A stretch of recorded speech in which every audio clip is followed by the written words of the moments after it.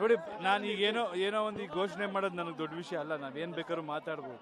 ಅರ್ಥ ಮಾಡಿಕೊಂಡು ನಿಜವಾದ ಕುಟುಂಬಕ್ಕೆ ಏನು ಬೇಕಾಗಿರುತ್ತೋ ಅಥವಾ ಏನು ಅವಶ್ಯಕತೆ ಇರುತ್ತೋ ನೋಡ್ಕೊಂಡು ಮಾಡೋಣ. ಇವತ್ತು ಆ ಸಮಯ ಅಲ್ಲ. ಬಟ್ ನಾನಂತೂ ಅವ್ರ ಕುಟುಂಬಕ್ಕೆ ಏನು ಮಾಡ್ಬೇಕಂತ ಹಂಗಂತ ಇದು ಯಾವುದೇ ಪಾಠ ಇದು ಆಗ್ಬಾರ್ದು, ಆಯ್ತಾ? ಮುಂದಕ್ಕೆ ಹೇಳ್ತಿದ್ದೀನಿ ಕೇಳಿ.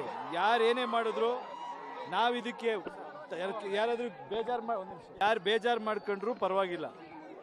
ಅಭಿಮಾನಕ್ಕೆ ಇವತ್ತು ಯಾಕೆ ಬಂದು ನೋಡ್ತೀವಿ ಅಂದ್ರೆ ನಮ್ಗೆ ಅವ್ರ ತಂದೆ ತಾಯಿ ಮೇಲಿರೋ ಗೌರವಕ್ಕೆ. ಅವ್ರ ಈ ಥರ ಹೆಚ್ಚು ಕಮ್ಮಿ ಈ ವಿಷಯ ಬಿಡಿ, ಇದು ಆಕ್ಸಿಡೆಂಟ್ ಅಂತ ಅನ್ಸುತ್ತೆ. ಇದರಲ್ಲಿ ನೀಟಾಗಿ ನೋಡಿದಾಗ ಪಾಪ ಅವ್ರಿಗೆ ಗೊತ್ತಾಗದೆ ಇದಾಗಿದೆ. ಬಟ್ ಕೇಳ್ಕೊಳ್ಳೋದು ಒಂದೇ, ದಯವಿಟ್ಟು ಯಾವುದೇ ಕಾರಣಕ್ಕೂ ನಮ್ಮ ಮೇಲೆ ಅಭಿಮಾನ ತೋರಿಸೋದ್ರಲ್ಲಿ ನಿಮ್ಮ ಪ್ರಾಣಕ್ಕೋ ನಿಮ್ಮ ಕುಟುಂಬಕ್ಕೋ ಇದು ಮಾಡ್ಕೊಂಡು ನಾವು ಖುಷಿಯಾಗಿರಲ್ಲ. ನಮಗೆ ಬರ್ತಡೇ ಅಂದ್ರೆ ಇದಾಗ್ಬಿಟ್ಟಿದೆ. ನಮ್ಮ ಮೇಲೆ ಪ್ರೀತಿ ಗೌರವ ಇದ್ರೆ ಫಸ್ಟ್ ಜವಾಬ್ದಾರಿಯಿಂದ ನಡ್ಕೊಳ್ಳಿ. ಇದು ಈ ಘಟನೆ ಅಂತ ಹೇಳ್ತಾ ಇಲ್ಲ. ಈಗ ಬರ್ಬೇಕಾದ್ರೂ ಬೈಕಲ್ಲಿ ಚೇಂಜ್ ಮಾಡ್ಕೊಂಡು ಬರ್ತಿದ್ದಾರೆ. ಏನ್ ಹೇಳೋಣ, ಯಾರಾದ್ರೂ ಬಿದ್ರೆ ಈಗ ಅವ್ರ ತಂದೆ ತಾಯಿಗಿದಲ್ವಾ? ಯಾವ ಖುಷಿನೂ ಇಲ್ಲಪ್ಪ ನಮ್ಗೆ. ಬರ್ತಡೇ ಇದೆ, ಹೌದು. ನಾನೇನ್ ಗೊತ್ತಾ, ನಾನು ಬೇಕು ಅಂತಾನೆ ಸಿಂಪಲ್ ಆಗಿ ಮಾಡ್ಕೊಂಡಿದ್ದು, ಬರೀ ಕುಟುಂಬ ಜೊತೆ ಇದಾಗಿರ್ಬೇಕು ಅಂತ. ಕೋವಿಡ್ದು ಇದೆಲ್ಲ ಹೇಳ್ತಿರಲ್ಲ, ನಾವು ಹೊರಗಡೆ ಮಾತಾಡೋದು ಇನ್ನೊಂಥರ ಪ್ರಾಬ್ಲಮ್ಮು. ಬೇರೆ ಬೇರೆ ವ್ಯವಹಾರಗಳು ಎಷ್ಟೋ ಜನಕ್ಕೆ ನಡೀತಾ ಇರುತ್ತೆ, ನಮ್ಮಿಂದ ಅದು ಇದು ಮಾಡ್ದಂಗೆ ಆಗ್ಬಾರ್ದು ಅಂತ. ಏನ್ ಮಾಡ್ತೀರ?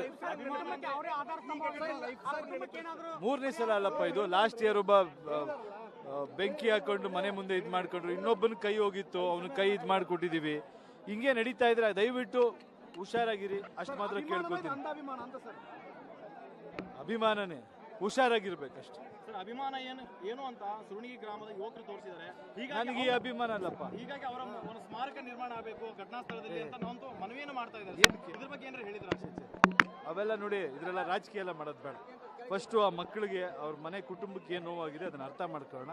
ಅವ್ರಿಗೇನು ಇದು ಮಾಡ್ಬೇಕು ಅದು ಮಾಡೋಣ.